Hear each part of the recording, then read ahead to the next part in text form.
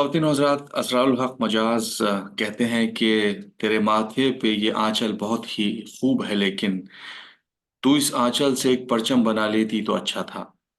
मेरी आज की मेहमान डॉक्टर अलबीना अब्बास इस शेर का रिप्रेजेंटेशन है। बीइंग ए मुस्लिम वुमन, इन्होंने अपनी रवायात, अपने दायरों का एहतराम करते हुए अपना एक मकाम बनाया है समाज में, प्रोफेशन में। तफसीली तारुफ डॉक्टर साहिबा से उनकी ज़ुबानी सुनेंगे। आदाब डॉक्टर अलबीना, और खुश आमदीद और वक्त निकालने का बहुत बहुत शुक्रिया। अपना स्कूली सफ़र, स्कूल की तालीम से लेकर AMU, फिर वहाँ से डायरेक्टर AAFT तक के सफ़र के बारे में आपकी ज़ुबानी सुनना ज़्यादा अच्छा लगेगा। हम बहुत शुक्रिया पहले तो इस जरा नवाजी का। और मैं बहुत ही अपने आप को ऑनर्ड महसूस कर रही हूँ यहाँ पर आके। और आई थिंक मेरे जहाँ तक मेरे सफर का सवाल है, आपने कहा स्कूली जिंदगी से मैं शुरू करूँ। तो मेरा स्कूल शुरू हुआ तो मेरी मदर आईपुर में थी, काम कर रही थी वहां पर। तो और मेरे फादर एयरफोर्स में थे। तो मेरे फादर का बहुत ट्रैवलिंग रहता था, उनकी पोस्टिंग होती थी जगह जगह पे। और मेरी मदर कानपुर में बेस्ड थी IIT में। तो हम वहीं, मैं और मेरे एक बड़े भाई हैं, हम दोनों वहीं पे सेंट्रल स्कूल में पढ़े और फिर 12th तक वहाँ पढ़ाई की। उसके बाद में बस AMU के सफ़र का आगाज हुआ। और सबसे पहले मैंने अपना बैचलर्स किया जूलॉजी ऑनर्स में। But definitely zoology honours was not my cup of T. वो कभी भी मुझे पसंद नहीं था। साइंस में जाना ही चाहती थी, लेकिन ऑब्वियसली एक हिंदुस्तानी माशरे में थोड़ा सा है कि आप साइंस पढ़ रहे हैं तो आप ज्यादा बेहतर हैं। जी। तो मेरे पेरेंट्स भी चाहते थे कि मैं वो पढूं, और इत्तेफाक से मुझे AMU में एडमिशन भी साइंस में ही मिला। और तो बस किसी तरह विमेंस कॉलेज में 3 साल गुजारे, जो कि बहुत ही खूबसूरत सफर है। और बहुत सारे ऐसे लोग हैं जिनसे मैं आज भी जुड़ी हुई हूँ। और वो जो एक बॉन्ड क्रिएट हुआ उन 3 सालों में, जब मैं हॉस्टल में रही और विमेंस कॉलेज में पढ़ी, उसका एक अपना एक अलग वो एक अलग तरह के लम्हे लम्हे थे। और इत्तेफाक से अभी मैं अलीगढ़ में मौजूद हूँ और आपसे गुफ्तगू कर रही हूँ। तो आई थिंक वो एक और ही बहुत ही स्पेशल सी चीज है, क्योंकि अभी कल ही मैं यूनिवर्सिटी गई और हर उस जगह गई जहाँ पे मैं करती थी। और वो एक बहुत ही खूबसूरत एक नॉस्टैल्जिया जो एक होता है, वो जगह आपको GEC में कैनेडी हॉल, जहाँ पे मैं परफॉर्म किया मैंने कई दफा। तो वो सब जगहें मैंने कल देखी। और फिर बैचलर्स के बाद फिर मेरा मास्टर्स आया। मैंने मास्टर्स किया जर्नलिज्म एंड मास कम्युनिकेशन में। और हमारा पहला बैच था मास कॉम का, जो कि मास्टर्स का पहला बैच था। मैं उस पहले बैच की से थी। तो वो भी एक काफी स्पेशल चीज थी, क्योंकि AMU में उससे पहले डिप्लोमा होता था, सिर्फ एक हम्म। PG डिप्लोमा होता था और मास्टर्स नहीं होता था। तो हमने बहुत स्ट्रगल किया, वो 2 साल हमने बहुत कुछ ऐसा किया जिससे जो आज मासकॉम है यहाँ हम्म। अलीगढ़ में, शायद वो एक नींव जो हमने रखी, वो एक मतलब बहुत ही जो कहते हैं ना, बहुत ही मजबूत एक नींव हमने रखी, जहाँ पे हमने बहुत स्ट्रगल किए। हमारे पास कंप्यूटर सिस्टम्स नहीं होते थे, कोई हम्म। स्टूडियो नहीं था। तो हम वहां पे जब VC साहब के पास जाके हमने रिक्वेस्ट की कि हमें कोई प्रोडक्शन कराया जाए, तो फिर उस जमाने में गुरबीर ग्रेवाल जी होते थे, उन्होंने काफी दूरदर्शन के नीम का पेड़ और इस तरह के बहुत सारे सीरियल्स बनाए थे। तो हम्म। गुरबीर जी की पूरी टीम आई और उन्होंने हमें यहाँ पर ट्रेन किया। और पूरे 2 महीने तक वो यहाँ पर रहे अपने क्रू के साथ। और वो एक बहुत ही अमेजिंग एक्सपीरियंस था। तो मतलब क्योंकि नया जरूर था डिपार्टमेंट, लेकिन फिर भी हमें काफी ज्यादा उन्होंने हेल्प की। और हमने बहुत कुछ सीखा, डॉक्यूमेंट्रीज बनाई। और मुझे आज भी याद है कि मैंने डॉक्यूमेंट्री बनाई थी, जो इंडिया के सबसे ओल्डेस्ट लिविंग प्रोजेक्टर जो थे, वो उनके ऊपर हमने बना, उनका इंटरव्यू किया था हमने। तो बहुत कुछ अलीगढ़ में बहुत पॉसिबिलिटीज थी उस वक्त भी। अगर आप बहुत कुछ अच्छा करें तो वहां पे भी बहुत पॉसिबिलिटीज थी। और वो सफर आई थिंक मुझे कभी नहीं भूलेगा। और अलीगढ़ एक ऐसी जगह है आई थिंक वो एक बार उससे एक जुड़ाव हो जाता है तो अगर कोई भी आपको अलीगढ़ का मिले तो आपका वो एक कनेक्शन बन जाता है। तो ये सफर तो जारी है अब तक, मैं ये कहूंगी। तो अलबीना, आपने मास्टर्स यानी फर्स्ट बैच मास कम्युनिकेशंस वहाँ से मास्टर्स किया, फिर आप फिल वक्त डायरेक्टर AAFT हैं। तो जी। एक तो हम ये जानना चाहेंगे कि AAFT जो है क्या है, और you are director of an e learning platform. तो इसको ज़रा सा elaborate करके बताइए, and what it I mean how is it relevant and beneficial for the youngsters to get associated with these platforms. Absolutely. So मैंने, जैसे आपने कहा, मैंने अपना सफर का आगाज यहाँ जो मास कम्युनिकेशन है स्पेसिफिकली वो यहाँ से किया। फिर मैंने अपना PhD डॉक्टरेट कंप्लीट किया और फिर मैं एकेडमिक्स में आ गई।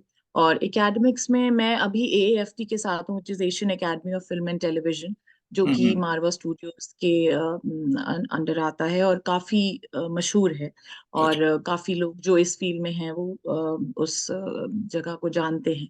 और मैं उनके साथ अभी, this is my 10th year with them, hmm. and I've been with them and I've been growing like anything with them, and so it is my second home, I would say. तो अभी हमने recently मैं उनके साथ 7 साल offline on campus courses को देखती रही, वहाँ पे डायरेक्टर रही। और अभी मैं ई लर्निंग प्लेटफॉर्म, जो कि AFT ऑनलाइन के नाम से जाना जाता है, हम्म। उस पे उस वो देख रही हूँ कंप्लीटली। और ई लर्निंग, जैसे आई थिंक कोविड आया तो बहुत सारी चीजें लेके आया अपने साथ, मतलब बहुत बहुत नेगेटिव चीजें लेकर। I think there had been certain positive things also.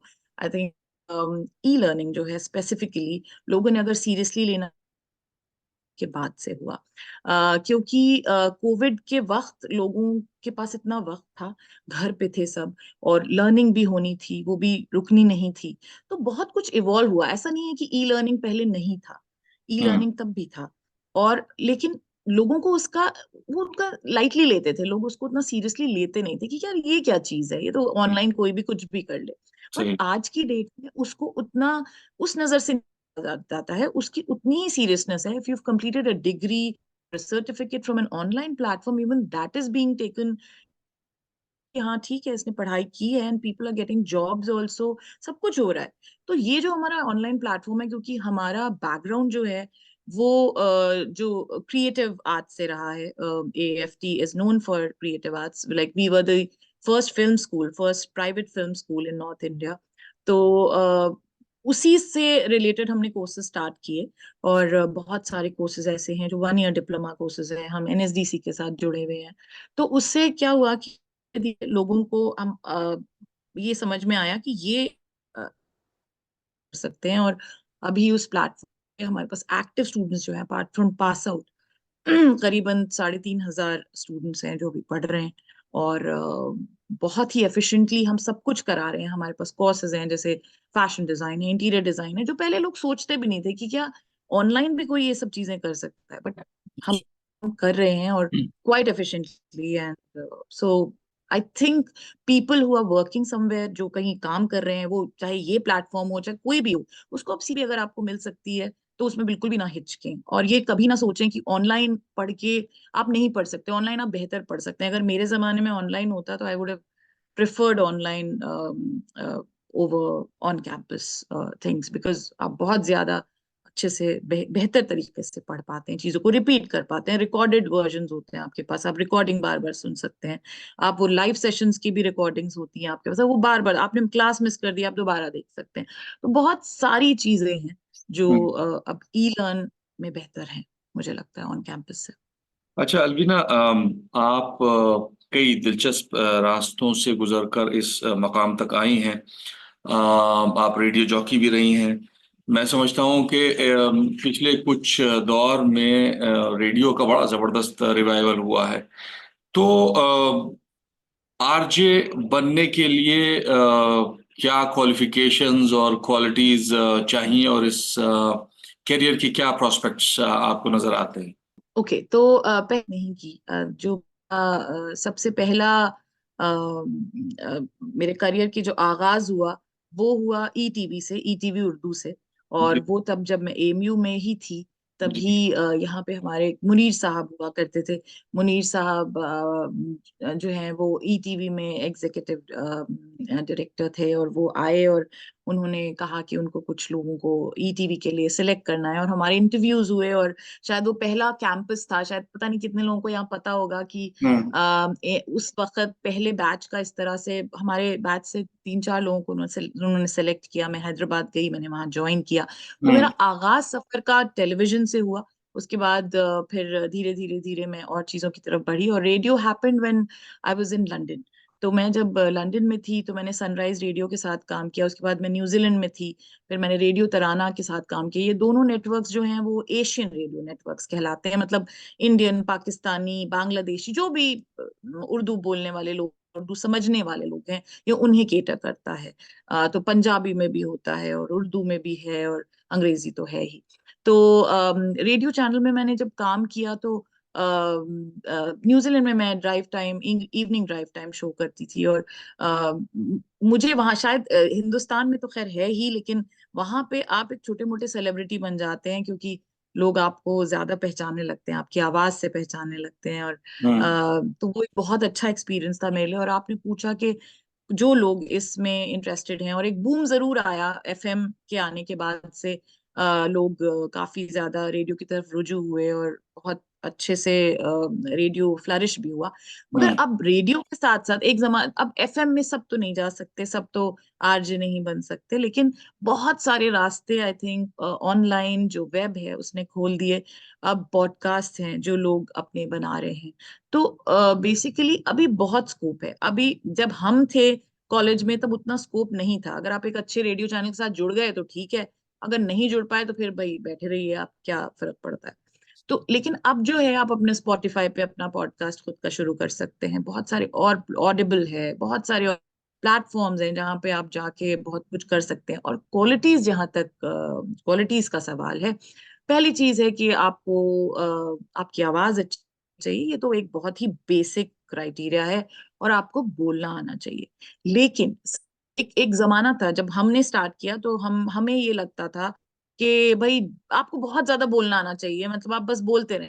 तो आपको रेड नॉलेजेबल होना चाहिए, आपको रिसर्च करनी चाहिए बहुत सारी चीजों पे, आपको डे टू डे इश्यूज के ऊपर काफी जानकारी होनी चाहिए। अपार्ट फ्रॉम दैट, आपको टेक्नोलॉजी की काफी काफी उसकी जानकारी होनी चाहिए। अपना सफर शुरू किया तो मुझे तब तक यही लगता था कि बस मैं बोल लेती हूँ तो भाई बहुत अच्छा है, मैं जाऊंगी माइक के सामने बैठ जाऊंगी। जब मैं पहली दफा, मुझे वो स्टूडियो में बिठाया गया, उन्होंने कहा जी आपको अपना शो करना है।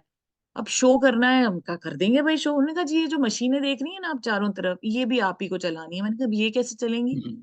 तो उन्होंने कहा कि नहीं, ये तो आपको ही चलानी थी, तो आरजे का काम होता है। तो अब जब, तब तक तो मुझे यही पता था कि आरजे तो सिर्फ बोलता है, बाकी लोग कर देते होंगे, पर ऐसा है नहीं। वहां हम्म। पे बहुत सारे कंसोल्स रखे हुए थे, कम से कम 3-4। तो वहां पर आपको जो कॉलिन्स हैं वो भी लेने थे, आपको गाने भी बजाने हैं, लोगों की फरमाइशें भी लेनी है। इंडिया में तो अब लाइव फरमाइशें नहीं लेते लोग, लेकिन हम्म। वहां उन कंट्रीज में तो आपको वो भी लेना है, क्योंकि उसी से ही आपका जो है रीच बढ़ेगा, उसी से एंगेजमेंट बढ़ेगा आपके चैनल का। तो बहुत सारी चीजें, आपको एक टेक्निकल नॉलेज भी होनी चाहिए।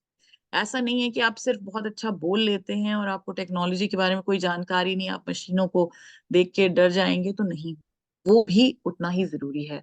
सो दिस इज हाँ, व्हाट अबाउट। मेरा मेरा सवाल जो था उसका एक हिस्सा ये भी था कि यानी कोई अगर जैसे आरजे बनना चाहे तो उसको क्या जी। चैनल इख्तियार करना पड़ेगा, बिसाइड्स कि भाई चलिए आप उसको ये खुशफहमी हो कि वो अच्छा बोलता है या बोलती है, तो कहाँ पे मतलब उसको यानी proper as a profession as RJ choose करना है तो वो क्या चैनल होगा जिसको पकड़ करके वो यहाँ तक पहुंच सकता है? देखिए, ऐसा कोई, मैं अगर ये कहूँ कि कोई ऐसी जगह है जहाँ चले जाओ वहां से आरजे बन जाओगे, ऐसा नहीं है। एक सफर है। हम लोग सब जो भी, आप अपने करियर में जो भी कर रहे हैं या मैं भी जो भी कर रही हूँ, एक एक लेवल से हम स्टार्ट करते हैं और धीरे धीरे उस तरफ बढ़ते हैं। तो सबसे पहली चीज ये है कि बहुत सारे कोर्सेज अवेलेबल हैं, ऑनलाइन भी अवेलेबल हैं, बहुत सारे कोर्सेज ऑफलाइन भी अवेलेबल हैं। आप कर लें तो आपको बहुत जल्दी जानकारी मिल जाती है। 2-3 महीने का एक कोर्स ज्वाइन कर लें, वो आपको बता देंगे कि भाई ये ऐसे ऐसे करना है, वो आपको हैंड्स ऑन भी दे देंगे। और अगर आप वो चीज नहीं करना चाहते हैं और सिर्फ बहुत ही क्विकली ये करना चाहते हैं, तो ऑब्वियसली आपके अंदर वो क्वालिटीज हैं। अगर आपको लगता है कि आप ये सब ऑलरेडी जानते हैं, तो आप फिर बहुत सारे चैनल्स हैं जिनके सबसे पहले तो अपना एक पॉडकास्ट मुझे लगता है शुरू करें। क्योंकि उससे क्या है कि आपकी एक शो रील बन जाती है। हर जगह हम अपना एक सीवी लेकर जाते हैं, लेकिन जब हम किसी टेलीविजन में काम करना चाह रहे हैं या किसी रेडियो में काम करना चाह रहे हैं या किसी भी शोबिज में काम करना चाह रहे हैं, तो हमें अपनी एक शो रील बनानी होती है। और शो रील होती है, जैसे आप अपने, अगर आप आवाज की दुनिया में अपना नाम बनाना चाहते हैं, तो आप उस तरह के पॉडकास्ट बनाएं। छोटे छोटे अपना एक प्रोग्राम बना लिया, आपने कोई मैगजीन रिकॉर्ड करी, आपने कोई भी एक फिल्म रिव्यू रिकॉर्ड किया और उसको अपने यूट्यूब चैनल बना के उस पर आपने डालना शुरू किया। उससे फर्क एक दो चीजें हो, तो ये हो सकता है कि आप यूट्यूब पे ही इतने मशहूर हो जाएं कि आपको किसी चैनल की जरूरत ना पड़े। आप स्पॉटिफाई पे ही आपके इतने फॉलोअर्स हो जाएं कि आपको जो 4-5 चैनल हैं बड़े, उनमें ना भी आपको जगह, तो भी आपके पास बहुत कुछ है करने के लिए।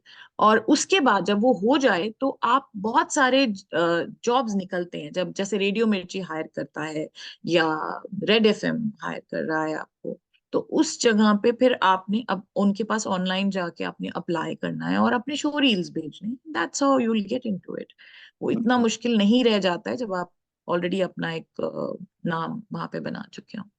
अच्छा, मतलब एक एक बेस वर्क करना जो है वो जी जी, ज्यादा बिल्कुल बिल्कुल, बहुत इम्पोर्टेंट। प्रिफरेबल है बनस्बत इसके कि आप वैकेंसीज का इंतजार करें और फिर उसके बाद आप उसमें वो करें। अच्छा। देखिए, ज्यादातर कॉलेजेस का, देखिए मैं एक और चीज मेंशन करना चाहूंगी कि कॉलेजेस का फायदा ये होता है कि वो आपको मतलब वो वही है कि वो जैसे कहते हैं ना कि घोड़े को हम कुएं तक ले जाते हैं और उसके बाद वो पानी खुद पीता है, तो वो कुएं तक ले जाने का काम वो कॉलेज कर देता है। वो डिफरेंट चैनल्स में आपको इंटरव्यू के लिए भेज देता है, बाकी आगे आपका अपना मसला है, आप उसको क्लियर करें। अच्छा, अलबीना, मेरा ख्याल है कि अभी भी हमारे माशरे में एक कन्वेंशनल थॉट जो है वो हावी है। डॉक्टर इंजीनियर बनाने पर काफ़ी जोर दिया जाता है, जबकि ये वक्त का तकाजा भी है और इसमें अच्छा बड़ा स्कोप भी है कि यानी मीडिया में। तो यानी how would you explain how main stream media और social media platforms is a very good career opportunity for youngsters? यानी इसको आप अपना करियर ऑब्जेक्टिव बना करके ये बहुत कंफर्टेबली सोच सकते हैं कि भाई इससे आप एक घर का खर्च चला सकते हैं। यानी this this can be a good professional career. देखिए, अगर करियर की हाल है और आपने कहा डॉक्टर इंजीनियर, एक बहुत ही फख्र की बात हुआ करती थी, तो वो हुआ करती थी। मतलब ऐसा नहीं है कि आज के डेट में डॉक्टर इंजीनियर्स की इम्पोर्टेंस कम हो गई है, लेकिन ये है कि सिर्फ डॉक्टर इंजीनियर ही बनना जरूरी नहीं है आज के दौर में। इतना कुछ है आपके करने के लिए, इतने एवेन्यूज हैं। तो मुझे लगता है कि आज का दौर जो है वो बहुत अच्छा है। एज फार एज अगर आपको इंजीनियर और डॉक्टर नहीं बनना, तो आप बहुत कुछ और भी बन सकते हैं। और जहां तक क्योंकि मैं इस फील्ड से हूँ, इस क्रिएटिव फील्ड से हूँ, तो मैं ये कहूंगी कि वो स्ट्रगल शायद थोड़ा बहुत आज भी है। पेरेंट्स, बहुत सारे पेरेंट्स हैं शायद रिमोट एरियाज में, बहुत छोटे शहरों में, वो शायद उनकी सोच अभी भी वहां तक है कि अगर तुम इंजीनियर नहीं बने और डॉक्टर नहीं बने, तो शायद अब भी कुछ कमी है, तुम वो बन जाते तो ज्यादा अच्छा होता। हम्म। लेकिन वो स्ट्रगल है अभी भी, मुझे लगता है it will take some time. लेकिन लोग अब आगे आ रहे हैं। अब बहुत सारे ऐसे कोर्सेज हैं जो मास कॉम से रिलेटेड हैं, जो जो सिनेमा से रिलेटेड हैं, जो लोग कर रहे हैं, जैसे और कर रहे हैं और बहुत अच्छा कर रहे हैं लाइफ में। मैं हमारा जो हमारा हेड क्वार्टर, या हम जिसको कहें जो मेन ऑफिस है, वो फिल्म सिटी में है। और सिर्फ फिल्म सिटी में, नोएडा में, और फिल्म सिटी के चारों तरफ हमारे चैनल्स हैं, बहुत सारे जो मेन मेजर जी। न्यूज चैनल है, सब है। और हमारे स्टूडेंट्स हर जगह हैं, हर चैनल में। और सिर्फ हमारे नहीं, और भी जो भी कॉलेजेस हैं उनके स्टूडेंट्स हैं वहां पर। और लोग इस चीज को भी बहुत अच्छा समझते हैं। अगर आप किसी जर्नलिस्ट से मिलते हैं, आपको बड़ा फख्र महसूस होता है। अच्छा, आप इस फलाने चैनल में काम करते हैं, अच्छा जी आप ये करते हैं। तो जी। वो जो एक इम्प्रेशन था वो खत्म हो चुका है, लोग उसको बहुत अच्छे नजरिए से देखने लगे। और न सिर्फ न्यूज, बल्कि अगर आप फिल्मों में काम कर रहे हैं, आप किसी फिल्म के असिस्टेंट डायरेक्टर हैं, तो लोग आपको बड़ा इंपॉर्टेंट, अरे आप फलाने हीरो से मिले। तो वो एक जो ग्लैम है ना इसके साथ जुड़ा हुआ, जो इस प्रोफेशन के साथ जुड़ा हुआ है, वो लोगों को इसकी तरफ बहुत अट्रैक्ट करता है। दो इतना ग्लैमरस है नहीं, बहुत मेहनत है। और लोगों को ये लगता है थोड़ा आसान है शायद, साइंस ज्यादा आसान है, ये बड़ी आसान तो नहीं है, और उतना ग्लैमरस नहीं है जितना लगता है। लेकिन हाँ, ये अट्रैक्ट जरूर करता है ग्लैम, क्योंकि शोबिज की दुनिया है। चाहे वो न्यूज हो तो आप न्यूज के पर्दे पे दिखाई देते हैं, या आप कहीं ना कहीं कहीं कोई वॉइस ओवर कर रहे हैं, या फिर आप किसी फिल्म में काम कर रहे हैं और आपका क्रेडिट्स आ रहे हैं जब भी आपकी किसी की फिल्म आ रही है। तो ये सारी चीजें मुझे लगता है इट हैज, आई थिंक, अभी अब वो दौर चला गया कि सिर्फ इंजीनियर डॉक्टर बनना ही जरूरी हम्म। होता था। अच्छा, ये आपने बहरहाल बताया कि आपका पहला बैच था या मास कॉम का, और मेरे ख्याल से उस बात को हो गए होंगे 10 साल, कितने हो गए? नहीं, बहुत हो गए। अच्छा। वो 2000 की बात है, मैं 2000 में पास आउट हुई थी, अच्छा, 2000 जुलाई। जी। तो 2000 से लेके अब ये 24 आ गया, मतलब यानी जी, क्वार्टर 23 साल क्वार्टर पूरे हो गए। क्वार्टर जी सेंचुरी जी। हो गई। लेकिन हमारा जो एएमयू का जो मास कॉम है, मेरा ख्याल है, आई मे बी रॉन्ग, कि इसको वो मकाम हासिल नहीं हो सका है जो कि जामिया के मास कॉम का है। तो क्या आपको लगता है, क्या वजह है इसकी? मतलब उतने हम मेन स्ट्रीम देखिए मीडिया। इसकी, हाँ जी, प्लीज। जी इसकी कई वजूहात हैं एक्चुअली। मुझे सबसे पहली चीज तो ये कि जामिया मेट्रो में है, दिल्ली में है, एक सबसे बड़ी वजह वो थी। और जामिया काफी पहले स्टार्ट हुआ, एमयू उसके बहुत सालों के बाद स्टार्ट हुआ। और दूसरी वजह ये है कि मुझे लगता है कि जामिया में उनकी जो लैब पूरी सेटअप हुई थी वो सैमसंग ने की थी, और बहुत काफी उनको एड मिली थी, और जब वो स्टैब्लिश हुआ उसी जमाने में। एमयू जब आया तो एमयू की बिगिनिंग बड़ी ही हम्बल थी, जैसा मैंने आपको बताया, कुछ भी नहीं था, 2 कमरे थे, 3 कमरे थे, और हमने वहीं से स्टार्ट किया, सब कुछ हमारा स्ट्रगल था। और शायद वो स्ट्रगल बहुत अच्छी चीज थी, क्योंकि हमने बहुत कुछ सीखा। तो उस जमाने में तो समझ लीजिए कुछ नहीं था, एक डिपार्टमेंट स्टैब्लिश हुआ था बहुत नहीं तो साल पहले, अच्छा, but sorry sorry sorry to interrupt you. I mean it's been 25 years now. तो चलिए या ठीक है, वो पहले 4 6 8 साल 10 साल तक तो जायज़ है, लेकिन ये कि 25 साल का वक्त जो होता है वो काफ़ी होता है। लेकिन हम उतने लोग नहीं देखते हैं। चाहे वो देखिए, मेन स्ट्रीम मीडिया का तो एक सैचुरेशन पॉइंट होता है, लिमिटेड चैनल्स हैं। लेकिन जो अब अच्छी बात हुई है, जो सोशल मीडिया प्लेटफॉर्म्स इवॉल्व हुए हैं, वहाँ के ऊपर भी आप बताइए कौन लोग हैं, दो चार गिने चुने लोग हैं जो कि आपके एमयू को रिप्रेजेंट करते हैं, बहुत ज्यादा लोग तो है नहीं। देखिए, ये बात मैं आपसे बिल्कुल इत्तेफाक रखती हूँ कि शायद वो मकाम अभी नहीं मिला है एमयू को, क्योंकि हम शायद, मुझे ऐसा लगता है, ये मेरा अपना पर्सनल ओपिनियन है, कि अभी शायद हम बहुत उस दौर में चल रहे हैं। जब हमने स्टार्ट किया तब हमारे कुछ प्रोफेसर्स थे, वो भी वो हैं अब तक कुछ उनमें से, और वो बड़े, जैसे शाफिक किदवई साहब है, उनका अपना एक अलग मकाम है। लेकिन शायद कहीं ना कहीं मुझे लगता है कि प्लेसमेंट एक सबसे पहली चीज है जिसके बारे में हम यहाँ पे बात नहीं करते, एमयू में खासकर। मुझे हम्म लगता है वो एक बहुत बड़ी चीज है जिसपे हमें फोकस करना चाहिए। जो भी यहाँ पे बच्चे करते हैं, मैंने जितना भी देखा है, बेचारे अपने आप स्ट्रगल करके जा रहे हैं, जॉब्स ले रहे हैं। और अभी मेरी नीस है जो वहां से पढ़ी है, वो अलीगढ़ से ही पढ़ी, और उसने फिर अपने आप ही अभी एबीपी न्यूज में काम करी। तो ऐसा नहीं है कि काम नहीं कर रहे हैं, वो अच्छा काम भी कर रहे हैं। जैसे आरफा हमारे बैच से थी, उसने हालांकि डिप्लोमा किया था, आरफा खानम, वो उसका एक नाम है, अच्छा नाम है। और भी बहुत लोग हैं जो बहुत, अल जजीरा में है कोई, एक सुमिता सिंह होती हैं अभी भी, वो हमारी क्लासमेट थी, वो अभी जनरल मैनेजर हैं आईओसी में, कॉर्पोरेट कम्युनिकेशन की। तो बहुत अच्छा कर रहे हैं लोग, पर शायद उनका इतना वो हाईलाइटेड नहीं है सोशल मीडिया हाँ। पे या जो भी है।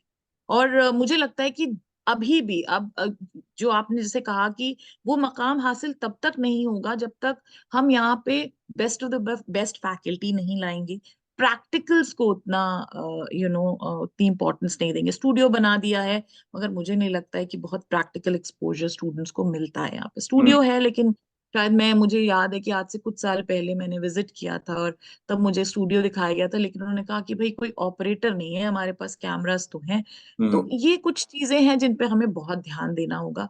और थोड़ा सा प्लेसमेंट की तरफ, जो इवन जो प्रोफेसर्स हैं, अगर वो ही थोड़ी कोशिश करें, एक एलुमनाई का एक उनको जोड़ें अपने साथ, एक स्पेसिफिक डिपार्टमेंट के एलुमनाई मीट हो, और उनसे कुछ क्योंकि बहुत अच्छा कर रहे हैं एलुमनाई, तो उनको बुलाएं, और उनके जरिए स्टूडेंट्स जो हैं आगे बढ़ें।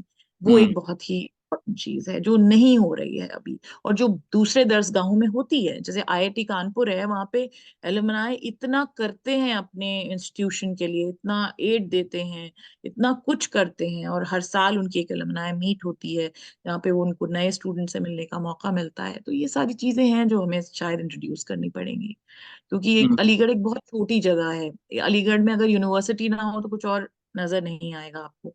तो हम्म। उसलिए हमें उसको आगे बढ़ाने के लिए, और जामिया का ये एक बहुत बड़ा एडवांटेज है कि वो बीचों बीच दिल्ली में बसा हुआ है, तो हम्म। वहां पे शायद वो एक एडवांटेज उनके लिए जरूर है। और प्लेसमेंट अपॉर्चुनिटीज बहुत अच्छी हैं उनके पास, उनका बहुत स्टैब्लिश एक प्लेसमेंट डिपार्टमेंट है। तो और उनके पास ऑब्वियसली फैसिलिटीज हैं with best of the best faculty. तो मुझे लगता है दो चार चीजें हैं जिनको हम बेहतर कर लें तो शायद हम जामिया को कहीं पीछे छोड़ सकते हैं। जी। अच्छा, अलबीना, आप सीसी की बड़ी एक्टिव मेंबर रही हैं और शायद म्यूजिक क्लब से भी एसोसिएटेड जी थी, तो इसमें आपका और हमारा एक मुश्तरका ख्याल ये है, क्योंकि मेरा भी एसोसिएशन सीसी से रहा जब जीसी हुआ करता था ये, जी। कि पर्सनालिटी डेवलपमेंट में बड़ा ही हेल्पफुल ये रहता है। जो लोग इससे एसोसिएटेड होते हैं, दे हैव एन एज।